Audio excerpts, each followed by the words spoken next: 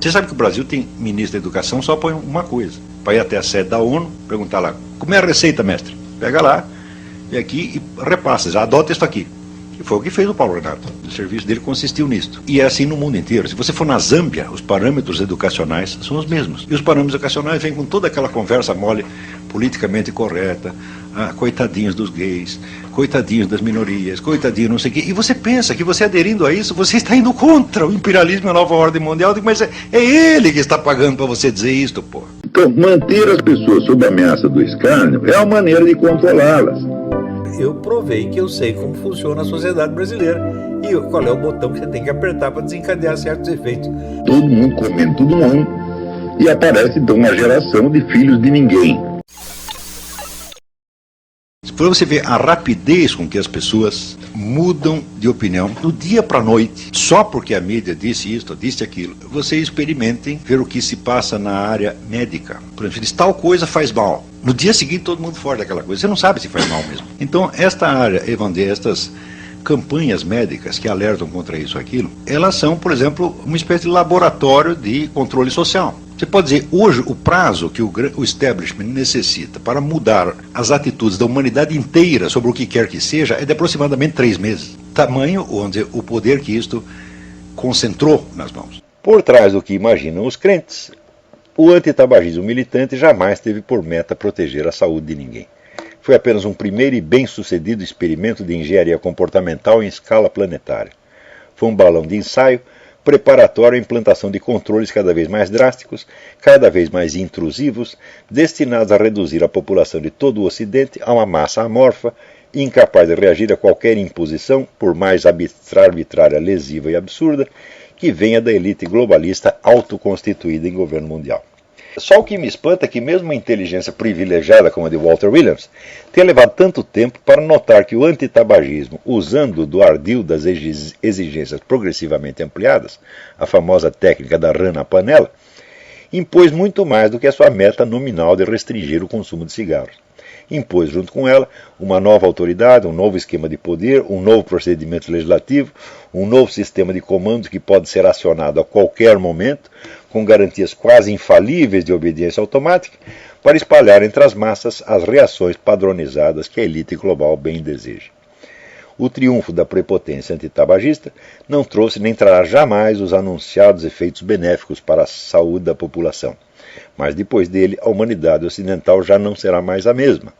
A complacência ante o Estado intrusivo parece ter se arraigado de uma vez por toda no espírito das massas, pondo um fim à era da livre discussão e inaugurando a da passividade servil e do ódio à divergência. Você começa por criar normas de educação que sejam aplicadas uniformemente em todo o mundo. Você sabe que o Brasil tem ministro da educação só põe uma coisa, para ir até a sede da ONU, perguntar lá, como é a receita, mestre? Pega lá, vem aqui e repassa, já adota isso aqui. E foi o que fez o Paulo Renato. O serviço dele consistiu nisto. E é assim no mundo inteiro. Se você for na Zâmbia, os parâmetros educacionais são os mesmos. E os parâmetros educacionais vêm com toda aquela conversa mole, politicamente correta, coitadinhos dos gays, coitadinhos das minorias, coitadinhos não sei o quê. E você pensa que você aderindo a isso, você está indo contra o imperialismo e a nova ordem mundial. Mas é ele que está pagando para você dizer isto, pô. Todas estas questões, gay, minoria e tal, são objetivamente irrelevantes. Todas elas. Só interessa a função que desempenham no conjunto. Você quer ser a favor de gay? Seja. Você quer ser a favor, você quer ser contra? Seja. Isto não influi nem contribui, como dizia o Paulo Francis. Isto não fede nem cheira. O que importa é que tem que ter, entre aspas, movimentos sociais. Um montão de movimento social. Quanto mais movimento social tem, você cria conexões, redes internacionais. Você cria aqui, sei lá, a associação em prol de crianças carentes de cor verde com bolinhas. Então, imediatamente aquilo será integrado na rede internacional criada pela ONU, vai circular verba para este movimento e você criará lealdades internacionais que são muito mais profundas do que qualquer lealdade nacional. Qualquer pessoa ligada a qualquer movimento social no mundo, o vínculo político dela é muito mais com a rede internacional do que com o seu país. Então, imediatamente, acabam essas soberanias. Você não precisa acabar com elas no papel. E se você tem uma moral estabelecida de ordem tradicional, o povo se comporta de acordo com aquela moral. E você, para dirigir o curso dos acontecimentos históricos, é preciso que você invente a moral. Para você mudar a conduta das pessoas, você tem que ter os meios de, em poucos anos, você trocar os valores morais delas, de modo que elas aceitem aquilo que antes consideravam inaceitável. Então, quando você vai ver toda a grande revolução dos costumes morais que tem no mundo, é o movimento gay, é isso, é aquilo, da onde sai a grana? Dali mesmo. Não porque eles estejam muito interessados em gays, etc. Claro que não. O que importa não é o conteúdo destes movimentos. O conteúdo é só para contentar os militantes. O que importa é o efeito real, o efeito objetivo que essas coisas têm na sociedade. Se você tem ao mesmo tempo centenas de movimentos corroendo os princípios morais antigos e propondo novos, o que acontece? Onde a própria aceleração da mudança torna impossível as pessoas se adaptarem seriamente à nova situação. Então você acaba vivendo de simulação. E na hora que você começa a viver de simulação, você perdeu consistência como ser humano.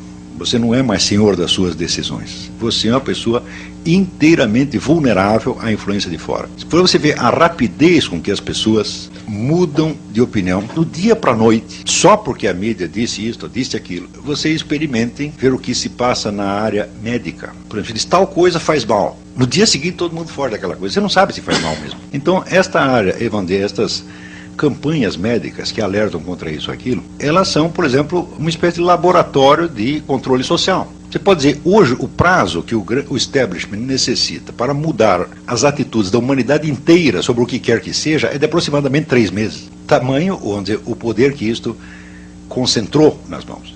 E aquelas correntes, organizações que você acredita, que elas mesmas acreditam estar fazendo oposição a isso, acreditam que são os anti-imperialistas, são financiados pela mesma central. Mas eu estou a fim de organizar uma campanha de protesto, juntar pessoas, umas 100 pessoas, para que vão até o saguão do aeroporto Congonhas, em São Paulo, fumar, em protesto. Porque eu reclamo naquela porcaria faz um ano, e você não tem um lugarzinho sequer para fumantes. Eles dizem, nós vamos construir. Então, por que você não espera para proibir depois de você construir o lugar para fumante? Né? Então faz um ano que não se pode fumar. Eu fumo. Eu chego lá, fumo na frente do fiscal. Uma placa, né? Lá. Então isso é desobediência civil, tá certo? Quer dizer que se me prender e multar, eu não reclamo não. Eu vou lá, estou preso, pago a multa, não tem problema, tá certo? Mas é desobediência civil. Obedecer a lei eu não vou, tá certo? Eu aceito a punição, tá certo? Por uma questão de superioridade física, né? Lá tem 20, 30 fiscais, eu não vou poder vencê-los, então eu aceito. Mas obedecer esta lei, nunca, porque esta lei é baseada nesta empulhação, desta teoria do fumante passivo, tá certo que não existe a menor prova disso aí, foi uma coisa imposta por uma organização de picaretas, que é a Organização Mundial da Saúde, que só serve para tomar dinheiro do mundo inteiro, tá certo? E não fazer absolutamente nada que preste, tá certo? E nós nos curvamos as sentenças desses iluminados como se fossem profetas, tá certo? Então chega de obedecer a essa gente e chega das pessoas dizerem para nós como nós devemos viver. Agora, por exemplo, se eu entro num carro, num táxi, quem tem que dizer se eu posso fumar lá dentro ou não é o dono do táxi, meu Deus do céu. Se ele disser, não, aqui eu não gosto que fumo, não fumo, acabou. Né? Agora, o governo que disse, foi o seu Requião, foi o seu Lula, foi o seu Zé Mané, sei lá, né? Esse tem que ser assim num bar também, o dono do bar deixa ou não deixa, o bar é dele, pô. Assim como na minha casa, né? Na minha casa não é proibido fumar, é proibido reclamar de cigarro, mas a casa é minha, né? O Alexandre Mello, ele faz uma pergunta, ele é de Tu, ele está dizendo o seguinte, que no seu site tem um artigo e também de colaboradores defendendo o hábito de fumar em público. Se o senhor defende realmente esse hábito, o que tem a dizer aos que não fumam, que são obrigados a respirar a fumaça dos fumantes? Fumaça, desculpa, a fumaça que você respira não faz mal nenhum. Esse negócio de fumo passivo, isso é uma fraude monstruosa. Aliás, as estatísticas sobre morte de fumantes também são fraudulentas, porque nos Estados Unidos, a Organização Mundial de Saúde morrem 400 mil americanos por ano fumantes. De fato morrem. Vai ver a idade em que eles morrem. Não, isso aí tem. É só você ver a média entre não fumantes é 70 anos, entre fumantes é 71. Quer dizer, morreu porque tinha que morrer, pô. Tá certo? Outra coisa, você já ouviu falar de um negócio chamado iatrogenia? Iatrogenia é morte por erros médicos. A iatrogenia mesmo sem contar é muito mais perigosa do que fumar e do que usar arma. Por exemplo, hoje mesmo eu recebi uma estatística de que nos Estados Unidos parece 170 mil médicos, tá certo? Matam um montão de gente por ano, né? Parece que morre 200 mil pessoas por ano só de infecção hospitalar, né? E existem 8 milhões de proprietários de armas. Quantas pessoas moram com arma de tiro nos Estados Unidos por ano? 1.500. Então, quer dizer, 170 mil médicos matam 200 mil pessoas por ano. 8 milhões de proprietários de armas matam 1.500. O que é mais perigoso? A arma ou a prática médica? Isso acontece, que hoje em dia eles querem que o médico não seja apenas um profissional para cuidar da sua saúde. Eles querem que o médico tenha autoridade sobre você, seja uma autoridade governamental que diz o que você pode comer, o que não pode. Quer dizer, é isso que se chama medicalização da sociedade. Isso é uma política calhorda, tá certo? Seguida pela Organização Mundial da Saúde, que é um órgão do governo mundial, um órgão da nova ordem mundial, tá certo? E é um instrumento de poder, no fim das contas. Quer dizer, deixar todo mundo assustado. Ah, meu filho, você não pode fumar que você vai morrer, você não pode comer açúcar que você vai morrer, você não pode comer que você vai morrer. E deixa todo mundo fragilizado. As pessoas hoje têm tanto medo de ficar doente, tanto medo de perder a sua saúde, que virou um bando de covardes. Eu digo, nada disto faz bem à saúde, meu filho. O que faz bem à saúde é confiança, é coragem. Tá certo? Sem isto, o seu cérebro não funciona. Então, agora, estão ensinando as pessoas a ficar cada vez mais covardes. Tem que cuidar de si, tomar cuidado com isso, tomar cuidado com aquilo. Cuidado, você tem que escovar o dente. Cuidado, você tem que ir 10 vezes por ano no dentista. Se não fizer bem para você, vai fazer bem para ele. E assim por diante. Que besteira é esta, pô? Nós estamos entrando numa cultura da fragilidade. Uma cultura feita para fazer sub-homens. Pessoas frágeis, acovardadas, medrosas, incapazes, e que você puxa um cigarro aqui, acende, o sujeito a 50 metros de distância já começa a tossir. Você vê que aqui nos Estados Unidos, por exemplo, os jornais, canais de televisão, estão na mão de 6 grupos econômicos apenas. Quer dizer, basta 6 pessoas, uma telefonar para outra e combinar o que pode publicar, o que não pode. Tá certo? Então, isso quer dizer que a concorrência entre os meios de comunicação acabou. Só existe uma concorrência comercial, mas uma concorrência jornalística não existe mais. O que um publica, todos publicam igual. E o que um esconde, todos escondem igual. Quer dizer, a uniformidade crescente da mídia em todo o mundo ocidental é um fenômeno patente hoje. Você vai ver, o noticiário não tem diferença se você lê o Le Monde, o London Times, New York Times, o Washington Post, é tudo exatamente a mesma coisa. É a mesma opinião, e pior, não é só a mesma opinião, é a mesma seleção. Né? Então, você veja, opinião é normal que as organizações de mídia tenham lá as suas opiniões e que se apeguem a elas, publique a sua opinião e não a opinião do adversário. Porém, outra coisa é a seleção das notícias. Vamos dizer que, classicamente falando, os jornais se dividem em 2 partes. Você tem uma parte opinativa, que é de artigos assinados e editoriais, e outra parte que é noticiosa. E a parte noticiosa, então, teoricamente, deveria ser independente das páginas opinativas. Tá certo? Então, vamos dizer, os jornais tentavam ser mais ou menos isentos e objetivos nas páginas noticiosas e metiam lá as suas opiniões nas páginas destinadas a isso. Hoje em dia é o contrário. Quando você lê as páginas de opiniões, elas são inócuas, inofensivas. Tá certo? E a verdadeira opinião aparece na seleção dos fatos, seleção e supressão dos fatos. É aí que você vê a verdadeira orientação do jornal. Não pelo que ele está dizendo no editorial. O editorial diz qualquer coisa, frequentemente não tem a menor importância. Então, esse é o segundo fenômeno. E o terceiro fenômeno é o crescimento formidável dos meios científico-tecnológicos de controle e engenharia comportamental, que hoje colocam, vamos dizer, à disposição, vamos dizer, de governos ou de qualquer organização relativamente poderosa, meios de você mudar a atitude de toda uma população em uma semana, de tal modo que a população nem mesmo perceba que mudou. Você instila ali novas atitudes, novos valores, novos sentimentos, com uma facilidade impressionante. Como a população não está informada sequer da existência desses meios, vamos dizer, ela é a primeira a colaborar para tornar a operação invisível. Quer dizer, o sujeito é manipulado e não sabe. Ele é o primeiro a dizer que não é manipulado de maneira alguma, que ele é um sujeito independente, que eu penso com a minha própria cabeça, etc, etc. Ora, isso aí vocês podem observar na sua experiência diária. Todo mundo diz que pensa com a própria cabeça e, no entanto, todo mundo pensa igualzinho. Não é um negócio fantástico? Né? Como é que no meio de tantas inteligências independentes, né, elas podem sempre chegar aos mesmos resultados? Não é um negócio fantástico? Então, por exemplo, o Pascal Bernardin, no livro Maquiavel Pedagogue, ele mostra ali como essas técnicas de engenharia comportamental constituem hoje quase que 100% dos programas educacionais em todos os sistemas de educação pública do mundo. Quer dizer, o sujeito já é moldado, a cabeça do neguinho já é moldada desde os 7 anos de idade. Tá certo? Quando o sujeito é totalmente indefeso. E depois é claro que ele não vai lembrar, né, assim, da onde entrou tal ideia na minha cabeça, da onde que eu tirei tal convicção. Não, aquilo se torna, por assim dizer, natural e como uma segunda natureza nele. Então, só que é o seguinte, aquelas reações, aqueles sentimentos, aqueles valores foram inoculados nele sem possibilidade do contraste, da confrontação com outras alternativas. Quer dizer, uma certa linha de opiniões e uma certa linha de atitudes desejadas é implantada na cabeça do neguinho, tá certo? Como se fosse a própria natureza das coisas, e não como se fosse uma alternativa entre outras.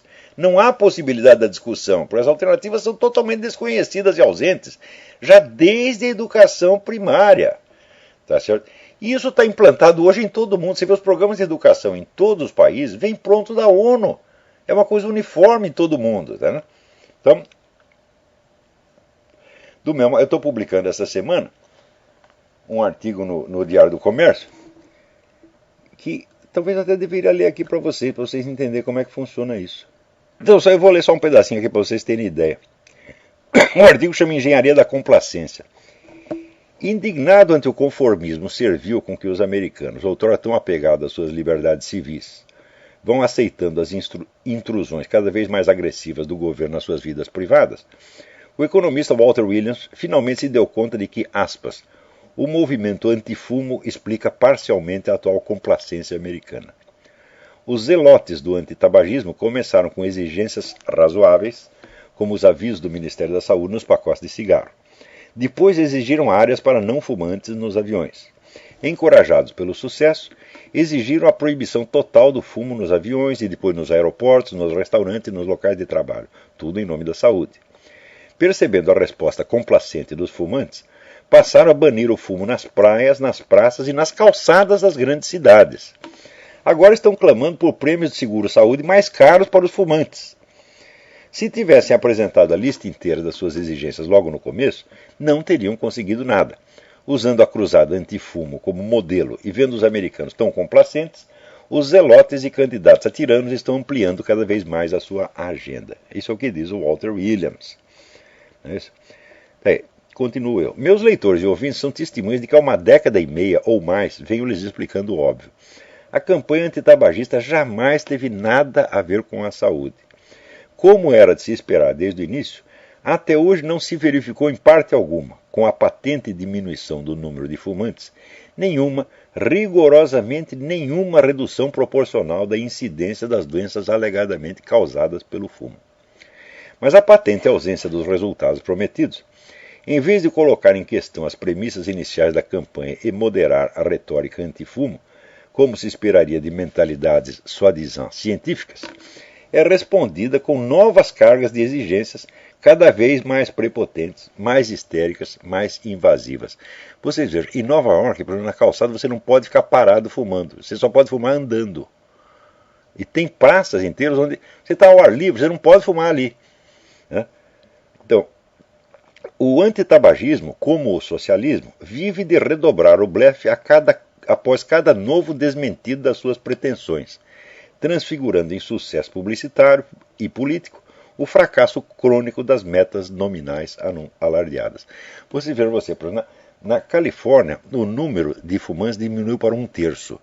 E a incidência de asma multiplicou por 4. Isso acontece em toda parte.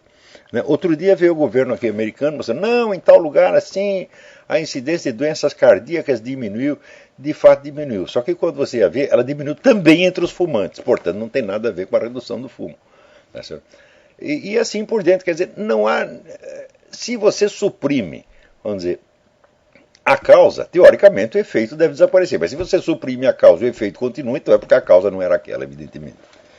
Ou então, pelo menos a causa não tinha aquele peso que se anunciava no começo. Né? O antitabagismo, não lhe falta para isso uma incansável e vociferante militância espalhada pela Europa e pelas Américas, composta de uma bem subsidiada elite ativista e uma massa idiota de verdadeiros crentes cada vez mais fanatizados. Tão fanatizados que nem mesmo o uso repetidamente comprovado de meios de propaganda fraudulentos, como as fotos forjadas que o nosso Ministério da Saúde estampou nos maços de cigarro, os leva a duvidar por um momento sequer da idoneidade da campanha. Por trás do que imaginam os crentes, o antitabagismo militante jamais teve por meta proteger a saúde de ninguém. Foi apenas um primeiro e bem-sucedido experimento de engenharia comportamental em escala planetária.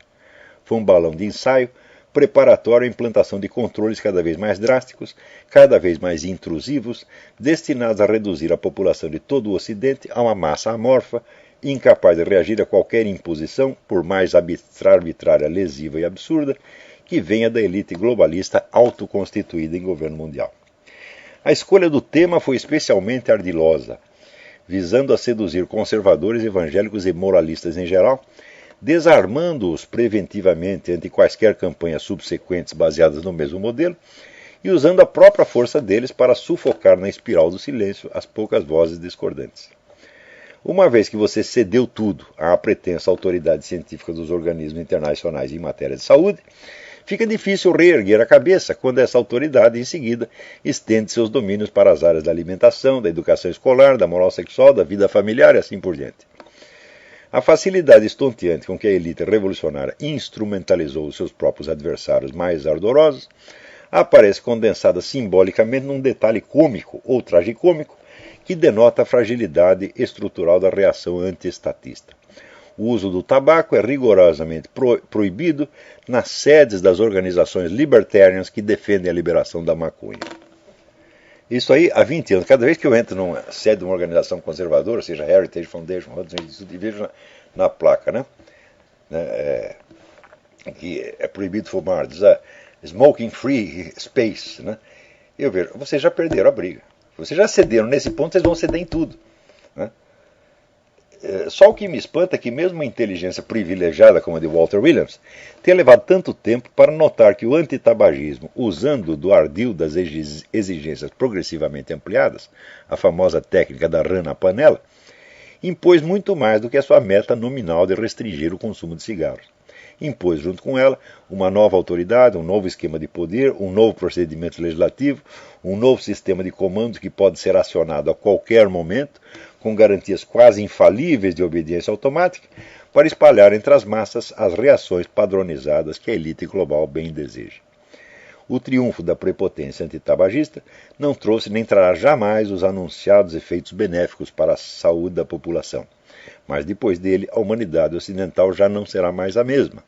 A complacência ante o Estado intrusivo parece ter se arraigado de uma vez por toda no espírito das massas, pondo um fim à era da livre discussão e inaugurando a da passividade servil e do ódio à divergência. Então, quer dizer, foram esses três fatores. Depois nós poderíamos acrescentar aí um quarto. Né? Com, vamos dizer, a queda da União Soviética, a militância esquerdista no mundo inteiro ficou meio desorientada e sem bandeiras. E foi facílimo para esta elite globalista instrumentalizar essa militância toda, dando a ela então novas razões de luta, novos programas e enchendo-a de dinheiro. Então hoje você tem uma militância mundial que obedece a qualquer comando da elite globalista no instante mesmo em que acredita que está protestando contra ela. É o caso do Occupy Wall Street. Essa é toda uma massa obamista, fanaticamente obamista, protestando contra os ricos. Quando você vai ver, o Obama foi o candidato mais subsidiado por Wall Street ao longo de toda a história americana. Então eles acreditam que estão protestando contra Wall Street, mas na verdade estão fortalecendo. Isso é um fenômeno também mundial, né? Então, nessas condições, então, vamos dizer, a implantação da tirania global é um negócio tão intenso, tão avassalador, e simplesmente para registrar a sucessão diária dos fatos, seria preciso um jornal inteiro, no mínimo, né? Com uma redação de uns 200 empregados, no mínimo, né? E daí, quando algum leitor cobra de mim que não apenas eu noticie tudo, mas comente, analise tudo tintim por tintim, e fique enfesado quando falta alguma coisa, eu não sei se eu rio ou se choro, porque, vamos dizer, a impotência do comentarista semanal, seja no rádio ou no jornal, é assim, uma coisa patética, né? Quer dizer, não se passa um dia sem que se crie novas estruturas de poder, novos meios de controle social, novos instrumentos de manipulação psicológica, que vão ter naturalmente um impacto brutal, quase sempre destrutivo, não só na política e na economia, mas na vida privada e na mente de todos os seres humanos, né?